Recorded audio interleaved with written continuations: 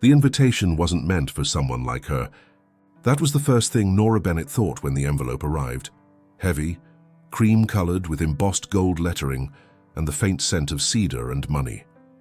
It had her name on it, handwritten in elegant ink, but everything else about it screamed mistake. "Who sends an engraved invitation to a waitress?" she asked, holding it up to the light as if the answer were hidden in the texture of the paper. Rosie, her manager at the old cafe on Waverly Street, raised an eyebrow. "Someone who doesn't know you're too smart to say yes," Nora laughed softly. "Or someone who doesn't know I need the overtime." Inside, the letter was brief. "You are invited to serve at a private gathering at the Holden Estate Saturday, 7 p.m. Discretion required. Compensation generous." She'd heard of the place. A mansion that sat on a hill above the city like it owned the skyline. Rumors said its owner, Marcus Holden, was the kind of man who built empires and broke people with the same ease. The papers called him brilliant, ruthless, untouchable. His eyes never smiled in photographs. Rosie sighed. "Be careful, Nora. Men like that don't notice people like us unless they're looking for something to use."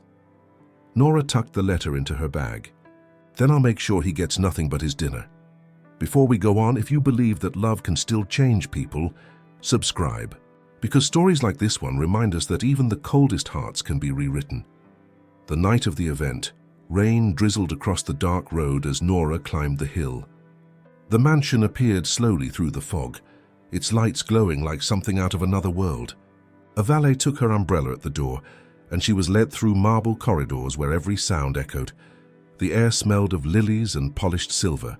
Everywhere she looked, there was opulence, chandeliers, paintings, rooms so vast they seemed built to remind guests of their own insignificance. When she entered the dining hall, a dozen servers were already moving like choreography. The guests, men in tailored suits, women glittering like constellations, laughed with the effortless charm of those who never worried about consequences. And at the end of the table sat Marcus Holden. He was exactly as the newspapers described, tall, severe, with eyes the color of smoke after a storm. But there was something else about him the photographs had never captured. The quiet stillness of someone who didn't need to demand attention. He already had it. Nora tried not to stare as she took her position near the head of the table. But when his gaze flicked toward her, something shifted. For the briefest second, she felt seen. Not as a uniform or a function, but as a person. The dinner unfolded like a symphony of wealth. Conversation floated between business mergers, art collections, and vacations that cost more than her annual rent. Nora moved silently between the guests, refilling glasses, clearing plates, blending into the rhythm of the night. Until one of the guests, a man with a diamond cufflink and too much champagne, tugged her wrist. "Careful, sweetheart," he slurred. "You'll spill on my watch and it costs more than your life." The room laughed. Nora froze, her cheeks burning, but she didn't answer. "Mr. Crane," Marcus said, his tone cutting through the laughter like ice. "If your watch means that much to you, perhaps you should wear it somewhere safer." The table went silent. Crane chuckled weakly, releasing her arm. "Just a joke, Marcus." "Not a good one," Holden replied. Nora glanced at him, his expression unreadable, his attention already back on his glass. Still, something in her chest tightened. It wasn't gratitude exactly. It was something older, quieter. Recognition, maybe, of someone who knew how cruelty hid behind smiles. After the guests retired to the lounge, the staff began clearing the table. Nora lingered near the doorway, glancing once more toward the far end of the hall. Marcus was alone now, standing by the window, the city lights reflecting faintly in his glass. She hesitated, then approached carefully. "Sir," she said softly. "Thank you. For earlier." He turned slightly, his voice even. "You don't need to thank me for basic decency. Most people don't bother with it," she replied. That made him look at her. Really look. His eyes lingered, searching, almost curious. "What's your name?" "Nora." He nodded once. "You're not like the others they send," she smiled faintly. "I'll take that as a compliment." "It wasn't," he said, but the corner of his mouth betrayed him. Just a flicker, the ghost of something almost human. Before she could answer, another voice called from the corridor. His assistant, sharp and efficient. "Mr. Holden, they're ready for you." He looked back at Nora for one last moment. "Go home, Miss Bennett. "You've already worked enough for one night." She bowed her head slightly. "Good night, sir." When she left the mansion, the rain had stopped. The air smelled clean, like the world had paused for breath. But as she walked down the long, winding driveway, she couldn't shake the feeling that something inside that house, or inside her, had shifted. Upstairs, Marcus watched her from the balcony. He didn't know why. Maybe it was curiosity. Maybe it was something else. All he knew was that, for the first time in years, he was thinking about someone he couldn't control, couldn't predict, and he hated that he couldn't look away. Because what Marcus, Holden didn't know yet, what no one in that mansion could have guessed, was that this quiet waitress was about to turn his carefully ordered world into something he no longer recognized, something dangerous, something alive. The morning after the Holden dinner, Nora woke to the smell of coffee that wasn't hers. Rosie had let herself into the apartment with her spare key, banging around the kitchenette like a storm in a teacup. "Rise and regret, princess," she announced. "How was the palace?" Nora rubbed her eyes. Quiet, expensive, and full of people who've never spilled anything in their lives. Rosie set a mug on the nightstand. "And him?" Nora pretended not to understand. "Mr. Holden? Severe, precise. He cut a man in half with 6 words and didn't spill his whiskey." Rosie's mouth twitched. "And to think I was proud the first time you balanced 3 plates on your forearm." She softened. "You all right?" "I'm fine," Nora sipped. "He defended me." Then he went back to being made of glass. "Careful," Rosie said, gathering her scarf. "Glass cuts the ones who try to hold it." Nora laughed. "I'll keep that in mind." She meant it. She had no intention of thinking about Marcus Holden again. But that afternoon, a black town car eased to the curb outside the cafe, and everything she'd promised herself unraveled in a single step and a single name. Miss Bennett, a woman in a slate coat, posture arrow straight. Her voice was crisp and low. "Celeste Ward, Mr. Holden's executive director." Rosie's brows climbed. "Executive director of what, headaches?" Celeste didn't blink. "Mr. Holden asked me to deliver this." She held out a small velvet pouch and an envelope. Inside the pouch, a thin gold bracelet. Inside the envelope, a handwritten note. "You left this on the tray. Thank you for last night's professionalism. If you are available, I request you for Friday's charity auction." Mr. Holden. Nora stared at the bracelet. "It isn't mine." Celeste nodded once. "Then consider it on loan until you decide what to do with it." She held Nora's gaze a second longer than necessary, then added, quieter, "People mistake severity for cruelty." "He is not cruel. And you?" Rosie asked. Celeste's mouth curved, something like a smile finally finding a face. "I'm efficient." She slid a business card across the counter. "Friday, the Holden Foundation auction. Black suit, no ornament. Discretion absolute." When she left, the cafe exhaled together. Nora looked at the bracelet on her palm, light glancing off links that had no business in her life. "If this is a test, I'd rather fail," she murmured. Rosie studied her. "You going?" Nora should have said no. Instead, she heard herself answer, "Yes." The foundation auction shimmered with a more dangerous sort of glamour, less ostentatious, more guarded. On Friday, the mansion glowed under a thin winter moon. Laughter traveled through rooms like perfume. Wealth had different dialects here. Soft power in grant-makers' smiles, hard history in oil portraits watching from the walls. Nora moved through it like a ghost in white gloves, refilling glasses, guiding plates, reading hunger without being seen. At the edge of the ballroom, Marcus stood beneath an abstract painting, a storm trapped in color. His suit was midnight. His attention was a private weather pattern all its own. He saw her. That quiet recognition again. 2 seconds too long for a stranger. 2 seconds too short for a friend. He didn't beckon. He didn't need to. She passed within arm's reach. "Sir," Miss Bennett. He glanced at her empty tray. "You don't lean on the hand that's tired. I don't notice when I'm working." "People who don't notice their own fatigue are usually the ones holding everyone else together," he said. Almost to himself, Nora suppressed a smile. "Is that your experience?" "Not personally," he replied. "I've generally been the one everyone holds up." He caught himself, the admission surprising him as much as her. "Forgive me. You didn't come here for conversation." She should have drifted away. Instead, I came here to do the job. Anything else is a side effect. Across the room, a familiar voice cut through the music. There he is, the man who made patience a brand. The diamond cufflink guest from the dinner, Crane, approached with a smile delayed by malice. Marcus, you've domesticated your staff beautifully. His eyes slid to Nora. Good evening, sweetheart. Nora's spine straightened. Marcus didn't move, but something in the air cooled. Mr. Crane, he said, I'll assume you speak that way when you want to embarrass yourself. Crane laughed, glossy as a poisoned apple. So serious. One day we'll teach you how to have fun. You've spent a lifetime trying, Marcus replied. You've only taught me how to leave a room. He turned, not to Crane, but to Nora. Miss Bennett, would you walk with me a moment? She followed him down a side corridor washed in quiet and soft light. The house, away from performance, spoke in wood and echo. Does he do that often? She asked. Turn other people's mouths into weapons? Marcus's lips curved without humor. It's how he measures power. I've been guilty of subtle aversions. Tonight you weren't. Tonight you were here. He said it simply, not as a line, but as a fact he was surprised to hear aloud. You are an unusual variable. Nora tilted her head. In what equation? The one in which I remain unaltered. They came to a small music room. No guests, only a piano and a window taking the measure of the city. On the piano, an old metronome ticked without moving. A relic wound down to silence. Nora glanced at it, then at the keys. May I? He nodded.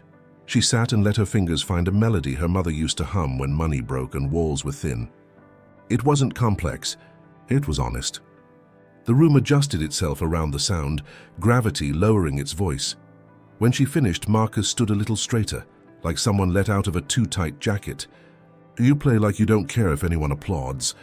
I play like someone finally stopped talking long enough to listen, she said, still looking at the keys. You don't get many of those rooms. No, he said. I don't. Celeste appeared in the doorway like a well-timed boundary. Mr. Holden, the donors are ready for you. Her eyes flicked to Nora, then returned to neutral. Miss Bennett, Marcus stepped back into his world. Will you stay until the end? He asked Nora. The way people ask if a bridge will hold. I'm on the schedule until midnight. Then I'll find you at 12:01. He didn't. The auction surged. Numbers disguised as generosity. Generosity disguised as leverage. Nora slipped through it unseen, but she felt the orbit of his gaze even when it wasn't on her. The attention of someone unused to wanting. At 11:45, Celeste found Nora by the service entrance, where cool air breathed under the door. You handled Mr. Crane well. Thank you. She hesitated, rare for her. A warning, Miss Bennett, because I prefer prevention to damage control. Is this about your boss or his guests? About the distances between their worlds and yours, Celeste said. People brand what they don't understand. Don't let them name you. Nora searched her face. Why are you telling me this? Because I was once very good at my job, Celeste said quietly, and still forgot I had a life. She straightened. Your coat is in the west cloakroom. You'll find the exit quicker that way. Nora thanked her and crossed the corridor toward the cloakroom. Dark wood, a faint after-smell of perfume and rain.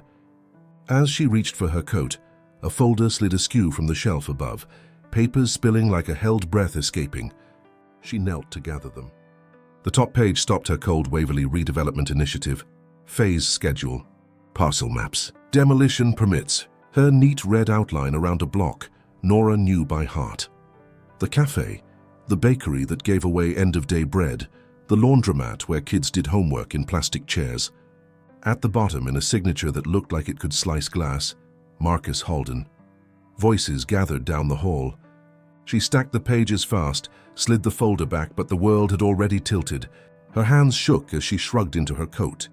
The air felt thinner. The ballroom doors opened. Midnight applause, Marcus's silhouette in the archway, scanning for her with something unguarded enough to be dangerous. He found her. Relief flashed, then softened into something almost glad. He took 2 steps her way, and in the same breath her phone buzzed. Rosie, we got a notice. 30 days. Holden Development bought the block. Are you hearing this? Nora looked up. Marcus was a few paces away now, out of reach but within gravity. There you are, he said, quiet enough for only her. I owe you a conversation, and perhaps an apology for letting Crane inside my house. She held his gaze, the folder's weight still ghosting her hands. You might owe me more than that. He frowned, confused, careful. What happened? Nora swallowed. Behind him was a room full of applause. Behind her, a street soon to be dust.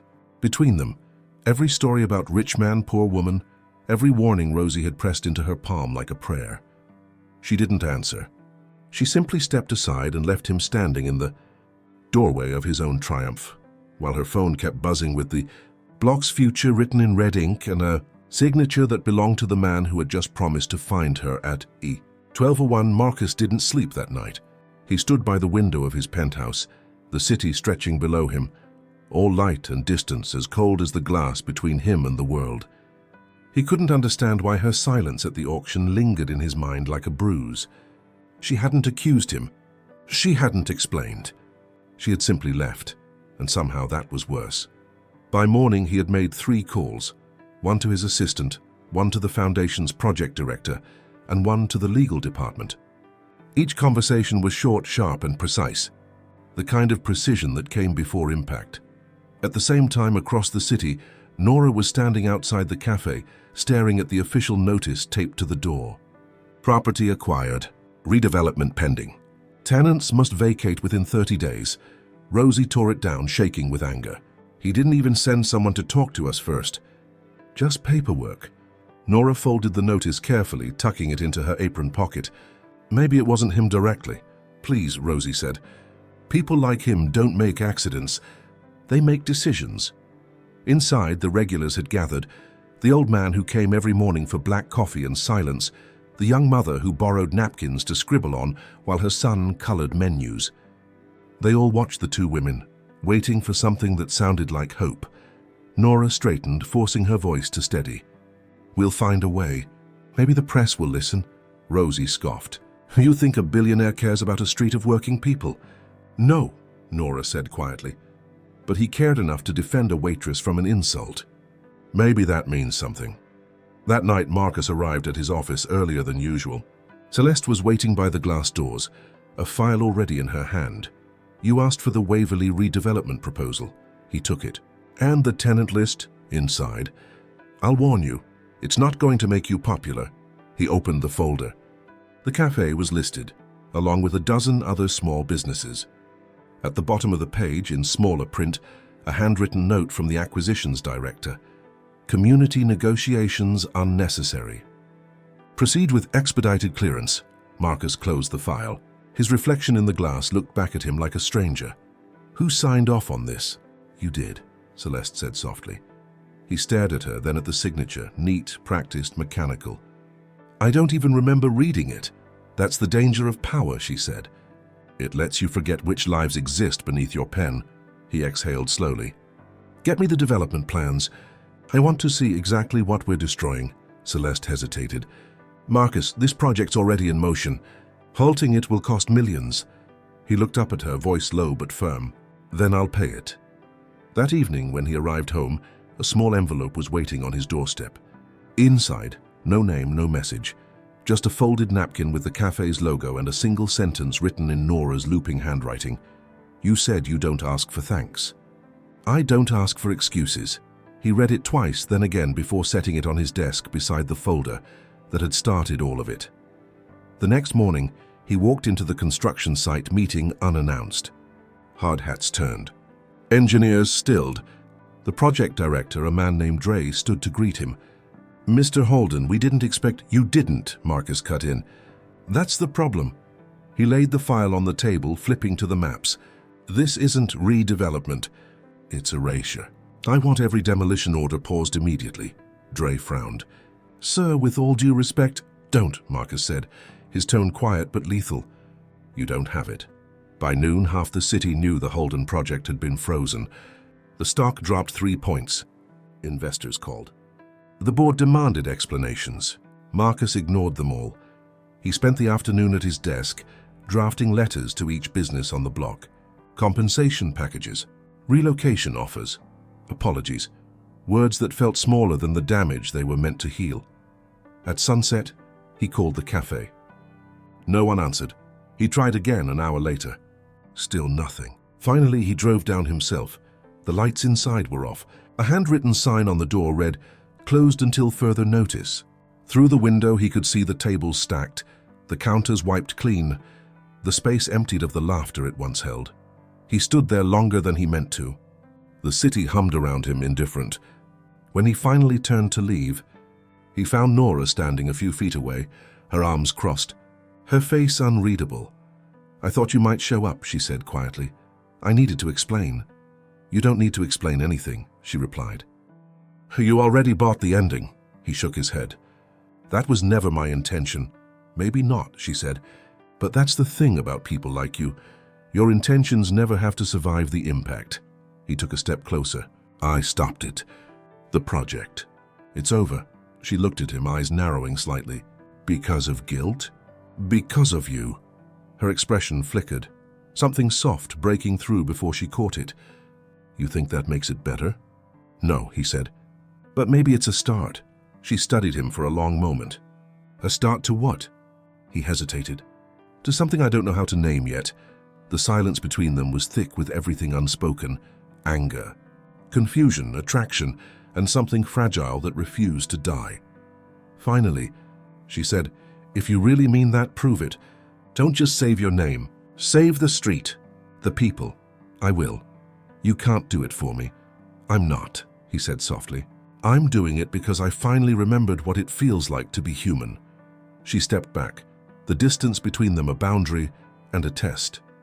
"Then maybe there's hope for you after all." When she walked away, Marcus didn't stop her. He just watched, the same way he had that first night under the chandelier, knowing that somehow the only thing he'd ever wanted to control had become the one thing he couldn't. And somewhere in that loss, he felt something strange. Not defeat, not regret, redemption. Sharp and uncertain, but real. The next morning, a city paper ran a small headline, "Holden freezes luxury development, vows to protect local businesses." It wasn't much. But for the first time, Marcus didn't care about how it looked. He cared about who might be reading it, maybe over black coffee in a cafe that wasn't gone yet, and when Nora saw it, she didn't smile. She just folded the paper, her hands trembling, whispering to herself, "We'll see." 1628, 05/10/2025, Philippe Goulart. Marcus didn't sleep that night. He stood by the window of his penthouse, the city stretching below him, all light and distance as cold as the glass between him and the world. He couldn't understand why her silence at the auction lingered in his mind like a bruise. She hadn't accused him. She hadn't explained. She had simply left, and somehow that was worse. By morning, he had made 3 calls, one to his assistant, one to the foundation's project director, and one to the legal department. Each conversation was short, sharp, and precise, the kind of precision that came before impact. At the same time, across the city, Nora was standing outside the cafe, staring at the official notice taped to the door. Property acquired. Redevelopment pending. T. 6/29/05/10/2025. Philippe Goulart, block 4 days passed before she saw him again. The city had already moved on to another scandal, another name to whisper about. But for the people on Waverly Street, the pause in demolition was everything. A fragile reprieve wrapped in uncertainty. Nora worked double shifts at a temporary pop-up cafe one street over, serving regulars who missed the warmth of their old place. Rosie teased that the ghost of Holden still haunted the air whenever Nora wiped the same counter twice, but Nora's thoughts kept returning to that night, to the quiet in his voice when he said, "Because of you." She wanted to hate him for what he represented. Yet part of her still remembered the man by the piano, the one who listened instead of speaking. That contradiction lived in her chest, restless and unresolved. Meanwhile, across the city, Marcus was discovering what it meant to rebuild rather than command. His board was livid. "You can't just undo a $200 million project because of sentiment," one of them barked during a meeting. "Sentiment?" Marcus said calmly. "Is that what we're calling conscience now?" Another executive leaned forward. "You built your reputation on precision and control. You start making decisions with your heart, and you'll lose everything that made you who you are." Marcus looked up from the papers. "Then maybe it's time I become someone else." Celeste watched from the corner of the room, her expression unreadable. When the meeting ended, she followed him to his office. "You're changing everything, Marcus. Not just the company, yourself." He poured a glass of water, staring out at the skyline. "You warned me once that power makes people forget who's beneath their pen. I've been remembering." Celeste crossed her arms. "And her? The waitress?" He turned. "Her name is Nora." "I know," Celeste said softly. "I also know that the last time you mixed business with emotion, someone got hurt. That was different. Was it?" He didn't answer. Instead, he left the office and drove toward Waverley. The streets were smaller than he remembered, full of sound, smell, and people who looked at him like they knew what it meant to fight for every dollar. It humbled him in ways the boardroom never could. He found Nora outside the pop-up cafe, her apron dusted with flour, her hair pulled into a loose knot. She didn't notice him until his shadow crossed her hands. "Are you following me now?" she asked without looking up. "Only the smell of real coffee," he said. She sighed. "I thought billionaires drank imported blends roasted by monks in the Himalayas." Not anymore. Her eyes flicked up to him, wary but not unkind. "What do you want, Marcus?" He hesitated. "To help. Without you thinking I'm buying forgiveness." "That's impossible," she said quietly. "You can't help without people thinking you want something back. Then let me prove it anyway." He handed her a folder. Inside were architectural sketches, small storefronts, shared green spaces, housing that didn't evict the people who already lived there. "If I can't undo what I almost did," he said, "then I'll build something worth keeping instead." Nora flipped through the pages. "A community project. Designed with the locals," he said. "You, Rosie, anyone who wants a say?" She laughed softly, disbelief tangled with admiration. "You're serious?" "I don't know how to be anything else." She studied him for a moment, the clean lines of his suit, the faint exhaustion beneath his composure, the quiet sincerity that didn't fit the headlines. "If I say yes, I'll hold you to every word." "I expect you to." Their eyes met, a flicker of something fragile but growing. Then Rosie stepped outside, wiping her hands on a towel. "Oh, great," she muttered. "The wolf in a tailored coat." Marcus smiled faintly. "So nice to see you again, Ms. Callahan. Wish I could say the same." Nora stepped in before Rosie could continue. "He's trying to fix things." Rosie crossed her arms. "Men like him don't fix things. They replace them." "Maybe he's learning," Nora said softly. Marcus looked at Rosie. "You have every reason not to trust me, but I'd like to earn the right to try." Rosie held his gaze a beat too long, then turned to Nora. "If this goes wrong, you're the one I'm blaming." "Fair," Nora said. That night, Marcus stayed on Waverley long after the cafe closed. They sat at a corner table with blueprints spread out between them, him explaining logistics, her sketching ideas on napkins. Their hands brushed more than once, each time lingering just a moment longer than it should have. "You're not what I expected," she said finally. "Neither are you," he replied. "What did you expect me to be?" He thought for a long moment. "Angry or afraid? Or uninterested? But you're all the things I forgot existed in people." Her lips curved faintly. "And what are you?" Someone trying to deserve this conversation. For a while they said nothing. Outside the street hummed with life, laughter, distant music, the heartbeat of a city that never noticed who saved it. When she finally stood, she gathered her things. "You should go home. People will start talking." "Let them," he said softly. "They've never said anything true about me anyway." She turned to leave, then paused in the doorway. "You want to help this street? Come back tomorrow. No chauffeur, no title. Just Marcus," he nodded. "Then I'll see you in the morning." As she walked away, the night folded around her like quiet applause. Inside, Marcus looked down at the sketches they'd drawn together, her handwriting next to his, worlds colliding on paper. For the first time in his life, the future didn't look like a contract.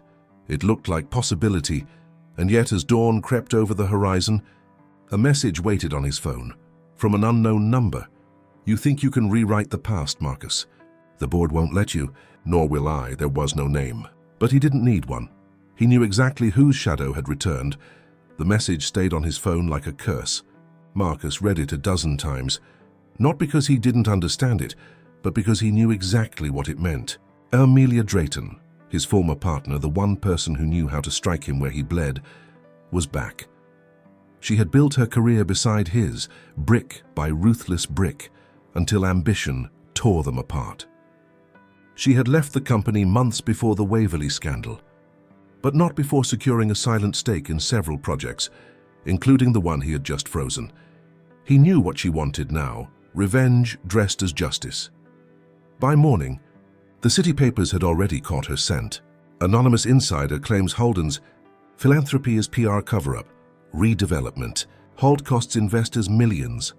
The word stung, less than the realization that someone was deliberately turning his act of conscience into ammunition. At the pop-up cafe, Nora read the same headlines over a chipped mug of coffee. Rosie hovered behind her. He's getting chewed up in the press. Guess billionaires bleed after all. Nora folded the paper carefully. He doesn't deserve it, Rosie sighed. Don't start defending him again. I'm not defending him, Nora said quietly. I'm just saying he's trying, Rosie softened. And that's why you're still thinking about him. Nora didn't answer. She didn't need to. That afternoon, Marcus appeared on Waverley Street again. No driver, no entourage, just a man in a rolled-up shirt with exhaustion under his eyes. He found Nora setting up tables outside. You shouldn't be here, she said, glancing around. There are cameras everywhere. I know, he replied. But if I'm going to be the villain, I'd rather be one who shows up. She frowned. You think this is about you? No, he said. It's about us. What we're building here. So I can't let them twist it before it even begins. She hesitated. Then tell the truth. He gave a small, humorless laugh. The truth doesn't sell as fast as scandal. Nora wiped her hands on her apron, then looked at him squarely. Then stop selling. Start showing. That line, simple, almost too ordinary, hit him harder than any boardroom confrontation. He nodded slowly. You're right, but I'll need help. She arched a brow. You're asking a waitress to fix a billionaire's reputation. I'm asking Nora to help Marcus prove he's not what they think he is. Her chest tightened. That's a dangerous distinction. Most truth is, over the next few days he stayed, not as a savior or a financier, but as a pair of hands. He helped repair the cafe's broken counter, carried boxes, brewed coffee, badly, and listened to every person who came to complain about what he'd almost destroyed. At first, people whispered when he passed. Then they stared. Then they started to talk to him. Nora watched from a distance, both impressed and terrified. There was something disarming about seeing a man who could buy skyscrapers, sweeping crumbs off a table. One evening after closing, they sat on the curb outside with 2 cups of burnt coffee. The air was thick with summer heat and the low hum of streetlights. You're not terrible at this, she said. At what? Being human. He smiled faintly. I've had an excellent teacher. She looked away quickly, pretending to sip her drink. You're still rich, you know. He laughed softly. Unfortunately. Their laughter faded into a silence that wasn't empty. It was full of everything they hadn't said yet. Finally, she spoke. Why do this? You could walk away, let the project die quietly and go back to your life. He leaned back against the lamppost. Because I finally understand what my father never did. You can own everything and still have nothing that matters. Her gaze softened. What did matter to him? Control, legacy, the illusion that money makes you untouchable. And you? He met her eyes. You, this street. The way you made me feel like losing control wasn't the same as falling apart. Her breath caught. You shouldn't say things like that. Why not? Because you mean them, she said, her voice barely above a whisper. And I don't know what to do with that. He reached out, brushing his thumb gently against her wrist. Then let it be what it is. For a second, the world went still. No cars, no noise, just the pulse beneath her skin and the warmth in his eyes. Then she pulled back. We're too different, Marcus. Maybe, he said. But sometimes difference is just another way of saying distance we haven't crossed yet. Before she could answer, her phone buzzed. A message from an unknown number. She frowned. Ask him what happened to the Waverley funding 3 years ago. Ask him who really signed those checks. Her stomach turned cold. She looked up at Marcus, who was watching her carefully. What's wrong? He asked. Nothing, she lied, pocketing the phone. Just Rosie checking in. He didn't press. He just smiled, tired, genuine, and stood. Tomorrow morning I want to show you something. What is it? You'll see. When he walked away, Nora exhaled shakily. The message replayed in her head. each word cutting deeper. Ask him what happened to the Waverley funding 3 years ago. She didn't know who sent it. But she knew one thing for certain. Someone wanted her to doubt him again. And as much as she hated it, part of her already did. The next morning, Marcus picked her up just after sunrise. His car was the same sleek black sedan that had once intimidated her, but this time he drove it himself, windows down, sleeves rolled up, hair a little disheveled from the wind. "Where are we going?" Nora asked, clutching her coffee like a shield. "You'll see," he said, a faint smile ghosting across his lips. "And before you ask, no, this isn't another mansion." The city thinned into quieter streets, then into the outskirts where warehouses and cranes framed the horizon.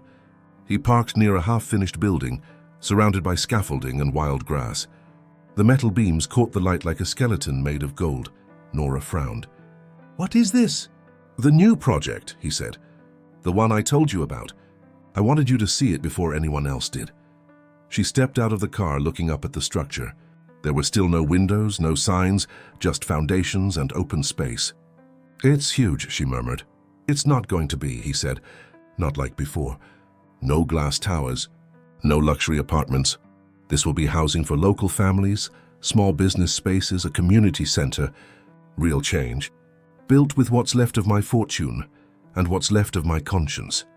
She turned to him, eyes softening despite herself. "You mean it?" "I do," he said. "Every blueprint, every beam here, it's part of a promise. One I made to you and to myself."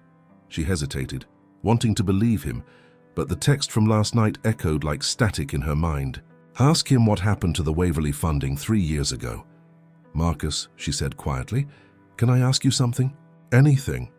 3 years ago. Did something happen with Waverley's funding? I mean, before all this?" His expression shifted, subtle but sharp enough to notice. He looked away, jaw tightening. "Why do you ask?" "Someone sent me a message," she admitted. "They said to ask you who really signed those checks." He exhaled slowly, then looked back at her. "You think I'm hiding something?" "I don't know," she said honestly. "But I can't keep standing beside you if I don't know the whole truth." He ran a hand through his hair, then gestured for her to follow. "Come with me." They walked into the unfinished building, sunlight cutting through the open frame in golden lines. He stopped near one of the support beams, his voice low. 3 years ago, Waverley's redevelopment fund was supposed to go to local restoration. That was the plan, on paper. But the board diverted it into offshore accounts. I didn't know until it was too late. Too late how? When I found out my father was still alive, he told me to sign off anyway, said it was for the greater strategy. I signed the checks to keep my position, to keep his approval. Nora's voice broke the silence. "So the people who lost their homes," he nodded slowly. "They paid for my cowardice." She stepped back, the realization landing like a blow. "You let them suffer because you were afraid of losing power?" "I was afraid of becoming no one," he said quietly. "But now I know that's exactly what I became." For a long time she didn't speak. The man standing before her, the one she'd been trying to believe in, looked smaller than ever. "Not in stature, but in soul. Why tell me this now?" she asked finally. "Because you deserve the truth," he said. "And because I'd rather lose you than lie to you." The honesty in his tone disarmed her. It didn't erase the pain, but it made it harder to hate him. She turned away, looking out at the rising sun over the half-built frames. "You can't fix what's already broken." "Maybe not," he said softly. "But I can build something better beside it." Nora closed her eyes for a moment. The wind carried the scent of metal and dust, the sound of construction waiting to begin again. When she turned back, he was still there, not pleading, not performing, just waiting. "You're not who I thought you were," she said. "I know. And I don't know if I can forgive you." He nodded. "Then let me earn it instead." She looked at him for a long time, long enough to see the exhaustion beneath the resolve, the quiet desperation of a man who finally understood what his empire had cost him. Then she said the only thing that came to mind. "If you're serious about this, you'll need help. Real help." A flicker of hope crossed his face. "Yours?" She hesitated. "Maybe, but you'll also need allies who don't work for you." "I don't have many of those." "Then start with the ones you hurt." It wasn't forgiveness, but it was a beginning. As they left the site, Nora's phone buzzed again. Another message, this time just 4 words. "He's not finished yet." She looked up instinctively, scanning the horizon. A sleek black car was parked across the street, tinted windows reflecting the sunlight. When she blinked, it was gone. Marcus noticed her expression. "What is it?" "Nothing," she said, "just a feeling." But deep down she knew exactly what that feeling was. It was the same one she'd had when she first stepped into his mansion. The sense that someone else, someone unseen, was always watching. For the first time in his life, Marcus Holden didn't know who his enemies were.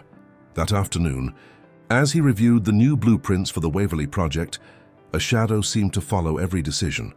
Emails disappeared from his inbox. Confidential documents were leaked to the press. Each day brought another headline designed to turn hope into humiliation. Holden's guilt project backfires. Charity or cover-up. The billionaire's conscience under fire. He'd been in scandals before, but this one was different. It wasn't about money. It was about him, his heart, his motives, his name. Someone wanted him to drown under his own redemption. Nora noticed it too. When he came by the cafe that evening, he looked paler than usual, his shirt rumpled, eyes ringed with sleeplessness. "Rough day?" she asked. "Rough week," he said, sinking into the corner booth. "Someone's undoing everything we've started. Every donation, every contract, suddenly under review. It's like they're one step ahead of me." Rosie came over with 2 cups of coffee, setting one in front of him. "That's the thing about trying to play savior. The devils know all your moves, Rosie," Nora warned softly. "No, she's right," Marcus said, voice low. "I spent years building walls. I don't get to complain when someone learns how to tear them down." Nora slid into the booth across from him. "You think it's Amelia?" he nodded. "It has her fingerprints all over it. But she's too smart to attack directly.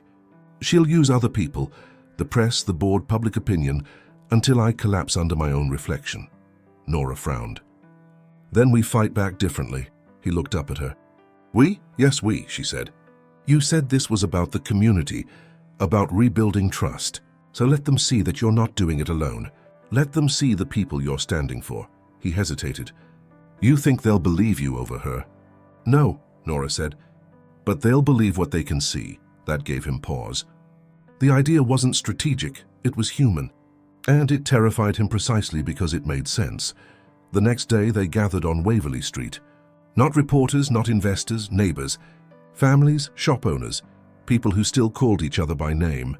Cameras from local media showed up eventually, curious about what a billionaire was doing, standing beside a waitress and a street of small businesses. Nora took the microphone first. Her voice trembled at the start, but steadied quickly. "When people like us lose our homes or our shops," she said, "it's not just about money. It's about memory. About the hands that built these walls, the laughter that filled them, the stories that were born here. Mr. Holden nearly erased that. But now he's helping us build it again, not for us, but with us." She turned to him. "Right?" Marcus smiled faintly. "Exactly right." He took the mic next, glancing over the crowd. "I spent most of my life thinking leadership meant being untouchable. I was wrong. It means being accountable to every person your decisions affect. That's why I'm here, not to redeem myself, but to learn what responsibility really costs." The applause was hesitant at first, then grew, not loud but genuine. Rosie clapped too, though she muttered, "If he breaks her heart, I'm buying a billboard about it." That night the story went viral. Billionaire joins locals to rebuild Waverly. The tide was turning, and slowly, imperfectly but in their favor. For a few days, it even felt like peace. Then the storm returned. One morning, Nora woke to find the cafe windows shattered. Spray painted across the bricks in dripping black letters were the words, "He's using you." Her hands shook as she called Marcus. He arrived within 15 minutes, his car barely parked before he ran to her. The sight of the graffiti made his stomach twist. "This is Amelia," he said. "It has to be." Nora crossed her arms. "You said she wanted revenge. Well, now she's not just coming for you. She's coming for everyone who believes in you." "I'll find her," he said. "And then what? Destroy her?" His silence was answer enough. She stepped closer, voice breaking. "Marcus, that's not who you are anymore. You're trying to build, not burn." "She's hurting you, Nora. She's testing you," she said, "to see if you'll become the man she remembers, the one who fought every problem with power." He looked at her then, really looked, and for a heartbeat she saw the old Marcus, the one who once believed the world only respected fear. Then he exhaled, shoulders dropping. "You're right," he said softly. "But it's hard to stay human when the world keeps trying to make you a monster." Nora touched his arm gently. "Then let me remind you what human looks like." That night, she brought him to Rosie's apartment, where they cooked pasta on a stove that only half worked and drank cheap wine out of mismatched glasses. It was messy, ordinary, real, everything his life had never been. He watched her laugh with Rosie over a spilled saucepan, his gaze softening with something almost unfamiliar. "You make chaos look like peace," he murmured. She smiled. "That's just called living." For the first time in years, Marcus felt safe, no cameras, no board, no shadows. Just warmth, but peace never stayed long in his world. When he returned home that night, a man in a dark suit was waiting by his door. The stranger handed him an envelope and disappeared down the hallway without a word. Inside was a single photograph. It showed Nora, taken from across the street. Behind her, circled in red ink, was the shattered cafe window. Beneath the photo, one handwritten line: "You can't protect what you love, not when it was mine first." Marcus froze. His pulse quickened. The handwriting was unmistakable. Amelia. And this time she wasn't threatening his company, she was threatening her. Marcus didn't sleep that night. The photograph sat on his desk like a wound that wouldn't close. He stared at Nora's face, frozen in that image, unaware, vulnerable, radiant, and felt something he hadn't in years, fear that didn't come from loss of power, but from love itself. By dawn, he'd already doubled the security around the Waverley site and the cafe. He didn't tell Nora about the letter. He couldn't, not yet. When he showed up at the cafe later that morning, she noticed immediately that something had changed. He looked sharper, colder. The warmth she'd fought to bring out of him seemed locked behind glass again. "Rough night?" she asked, pouring his coffee. "Something like that," he said, eyes fixed on the window. "You should stay somewhere else for a few days," she frowned. "Excuse me?" "Just until the tension dies down." "I'll handle the rest." She set the pot down a little too hard. "Handle what, Marcus?" He hesitated, then lied. "More media trouble. I don't want them coming here again." "Media trouble doesn't make you look like that," she said quietly. "You're hiding something. I'm protecting you. From what?" He looked up at her then, really looked, and she saw the flicker of something behind his eyes. Fear. Real, raw fear. "From the part of my world I can't control," he said finally. She crossed her arms. "I'm not some glass ornament you can hide away when things get messy." "I know you're not," he said softly. "That's exactly why I'm trying to keep you safe." Her voice broke slightly. "Safe from who, Marcus?" He didn't answer. Instead, he stood and placed a few bills on the counter. "Please, Nora, just trust me this once." She wanted to argue, to push, to demand the truth. But something in his tone, something wounded and final, made her stop. When he left, the silence he left behind felt heavier than before.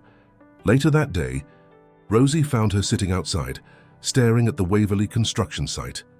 "You look like someone waiting for bad news," she said, sitting beside her. Nora sighed. "He's different again, distant, like he's trying to disappear before something happens." Rosie studied her face. "You love him, don't you?" Nora hesitated. "I don't know what I feel, but I know he's fighting something bigger than the company. And I know he's lying to protect me." Rosie leaned back. "Then find out what it is before it finds you." That night, Nora did something reckless.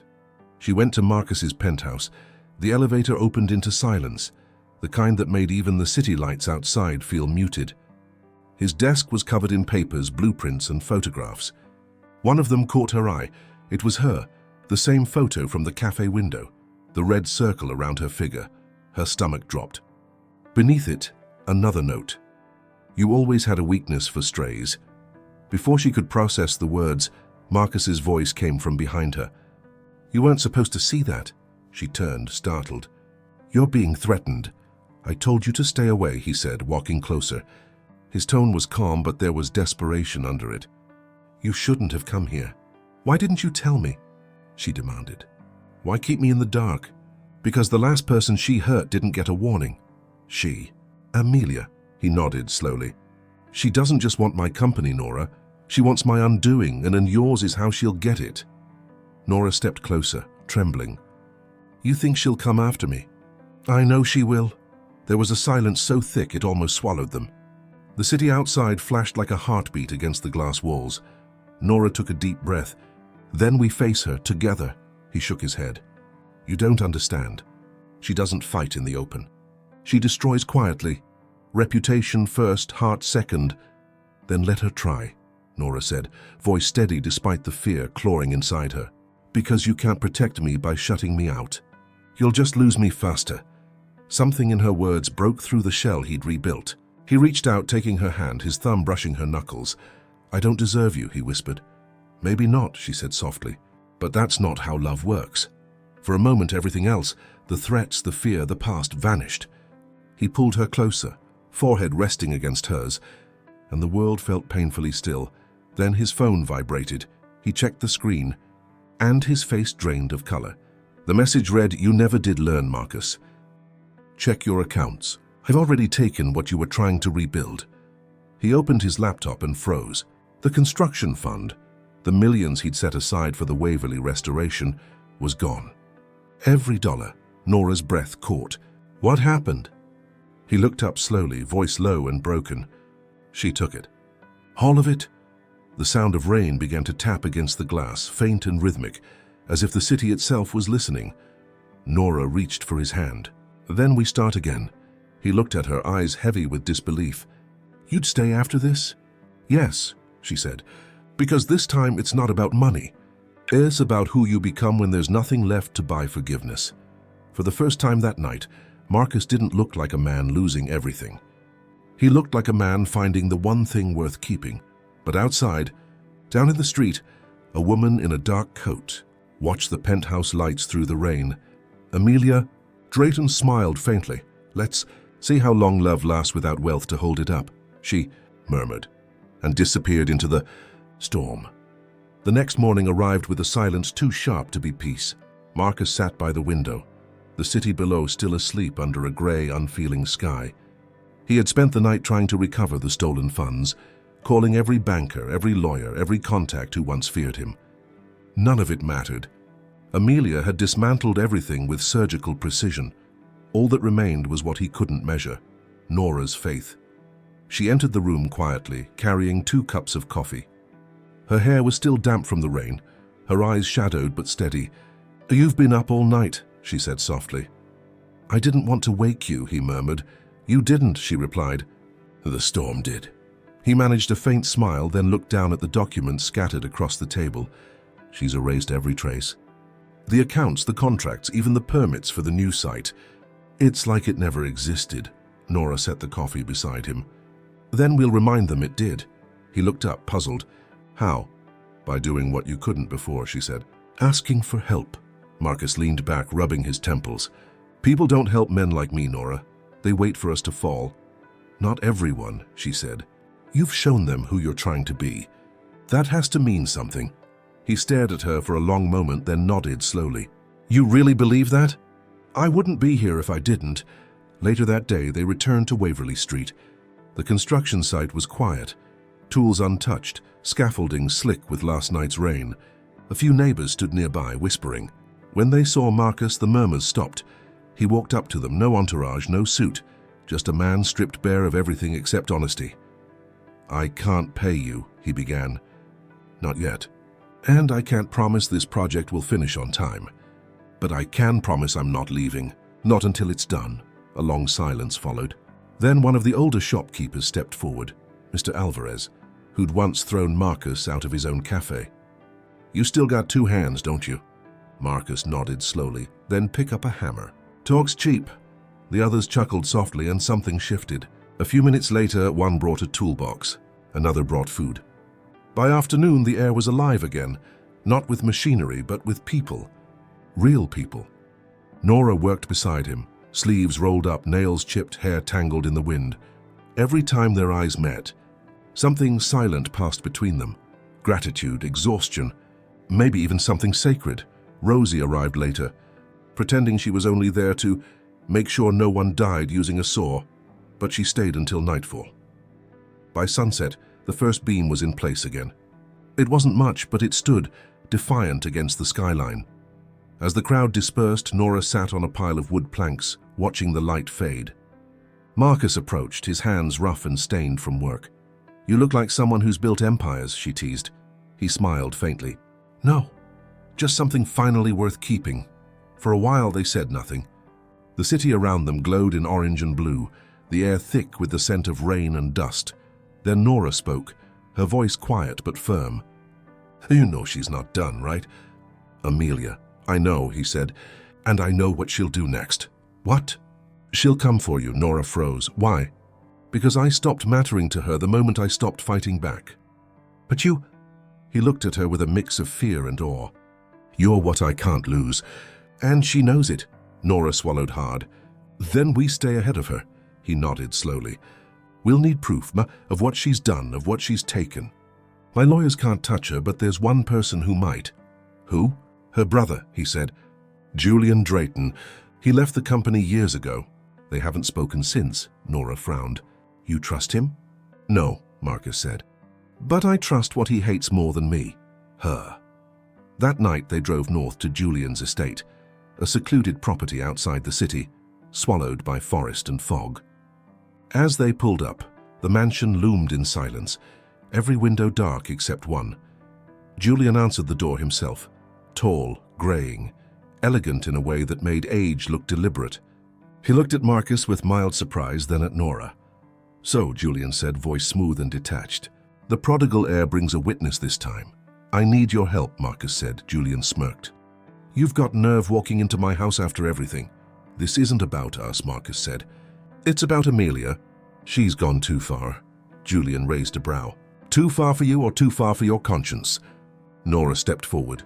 "She's destroying lives, Mr. Drayton, not just his. Everyone who trusted his project." Julian studied her face, calm, resolute, unafraid. "You must be the waitress," he said. "The one in all the headlines?" Her eyes met his evenly. "And you must be the man who knows how to stop her." Julian laughed softly. "You've got fire. I see why she hates you already." Then his expression changed, just slightly, enough to reveal the fracture beneath his cool exterior. "I'll help you." "Not for him," he said, looking at Marcus, "but because someone needs to end her games before she burns everything left of this family." He led them to his study, where a safe was hidden behind a framed painting. Inside were hard drives, files, and photographs. "Everything Amelia ever tried to bury," Julian said. "Financial trails, bribes, offshore accounts. Enough to sink her name forever." Marcus stared at the evidence, unable to breathe for a moment. "Why keep all this?" Julian poured himself a drink. "Because in this family, leverage is the only love language we were ever taught." As they loaded the files into a briefcase, Nora felt a tremor of unease. "She'll know we came here." Julian's smile didn't reach his eyes. "Oh, she already does." At that moment, the lights flickered once, twice, before the entire house plunged into darkness. Marcus reached for Nora instinctively, his fingers finding hers in the dark. Outside, the distant hum of an engine grew louder, and then the sound of tires screeching on gravel. Julian whispered, "She's here." The night outside exploded in motion, headlights cutting through the fog like knives, engines echoing off the stone walls. Julian moved first, snapping open a hidden panel in his study and pressing something beneath the desk. "Backup power," he muttered. "But it'll take a minute." Marcus pulled Nora close. "Stay behind me." She shook her head. "No, if she came for you, she won't stop because I hide." Julian turned sharply. "You think this is a movie, sweetheart? When Amelia walks in, people don't get monologues. They disappear." But Nora didn't move. Her heartbeat thudded against Marcus's arm, steady and defiant. A door slammed downstairs. Slow, deliberate footsteps followed, heels on marble. Julian's jaw tightened. She always did like an entrance. The generator kicked back on with a low hum. The lights flickered, revealing Amelia Drayton standing at the threshold, rain-soaked, composed, and terrifyingly calm. "Marcus," she said smoothly, her voice like silk cutting glass. "I should have stayed where I left you. At the top, untouchable and alone." He stepped forward. "You've done enough, Amelia, enough," she repeated, her lips curving. "I gave you everything, and the empire, the legacy, the power, and you threw it all away for a waitress." Her gaze shifted toward Nora. "She doesn't even belong in the same room as you." Nora met her eyes. "Maybe not." But I'm still here. Amelia's smile faded. Not for long, Julian interjected, his tone sharp. You're not as invisible as you think, Amelia. I've kept your secrets. Every account, every deal, every bribe. And now I'm done keeping them. Her expression twitched, just enough to reveal the crack beneath her control. You wouldn't. I would, Julian said, holding up a small flash drive. And he has copies. He nodded toward Marcus. For the first time, Amelia looked unsettled. So that's what this is. A family reunion with witnesses. Marcus's voice hardened. This isn't about revenge anymore. It's about ending the cycle. You can't keep destroying people to feel powerful. Amelia's eyes flashed. I didn't destroy you, Marcus. You destroyed yourself the moment you started caring. Nora stepped forward, her voice trembling but steady. No, he started healing. Amelia turned sharply to her. You think love changes men like him? It only delays the fall. Nora shook her head. Love doesn't delay anything. It just shows who you really are when you hit the ground. For a long moment, no one spoke. The only sound was the rain against the windows. Relentless, cleansing. Then Amelia's expression shifted again, her voice low and venomous. You think you've won? Every empire falls, Marcus. Yours just happens to fall slower. Julian smirked. Funny. That's exactly what she said to me before she tried to ruin me, too. Amelia's composure snapped. You were weak, she shouted. Both of you. You let this world tame you. I was the only one strong enough to keep it running. Marcus took a step closer, his voice low and controlled. You're not strong, Amelia. You're afraid to admit that the only thing you ever built was a prison. She glared at him, her jaw trembling. And you think she's your freedom? He didn't hesitate. Yes, that word, quiet, absolute, cut through the room like thunder. Something in Amelia's face broke. She stepped back, her hands shaking. Then you deserve what comes next. She turned to leave, but Julian blocked her path. No, he said. You don't get to walk away this time. Marcus reached for the flash drive and placed it on the desk. Take it, Amelia. Take it and disappear. I don't care about the money anymore. Just leave her and this city alone. Amelia stared at him. You'd give up everything. For her? Yes, he said. Because I already gave up myself once. I won't do it again. For the first time, her voice faltered. You sound like him, Marcus frowned. Who? Our father. The silence that followed was thick and heavy. Amelia looked at Julian, then back at Marcus. He always said emotion was weakness. I built everything to prove him wrong. And now look at me, begging for his approval even after he's gone. Julian's tone softened. Then stop living in his shadow. But it was too late. She turned, eyes glistening, and walked out into the rain. No one followed. Hours later, as dawn colored the sky, Marcus and Nora stood outside the mansion. The storm had passed. The air felt lighter, raw, uncertain, but alive. She'll come back, Nora said quietly. Maybe, he replied, but next time I'll be ready. Not with lawyers or money. With truth. She looked at him, tired but proud. You kept your promise. You didn't fight with power. He smiled faintly. You made sure I couldn't. The drive back to the city was silent, but it wasn't the silence of fear anymore. It was peace, the kind that comes after surviving something you thought would destroy you. When they reached Waverly Street, the first rays of sun fell over the wooden beams of the new building. Workers were already arriving. Life was beginning again. Marcus parked the car and turned to her. You know, when I met you, I thought I was hiring a servant for one night. She smiled. And now? Now I know I was being saved. Nora looked at him, really looked, and for the first time she saw no armor left. Just a man who had learned to be human again. As the city stirred awake, she leaned in, pressing her forehead against his. Then let's start over. No titles, no guilt. Just us, he whispered. Just us. And in that fragile golden moment, surrounded by noise and life and the scent of rebuilding, Marcus Halden, the man who once thought love was a distraction, finally understood it was the only thing worth fighting. For subscribe to be part of stories that still believe love can rebuild even the most broken hearts.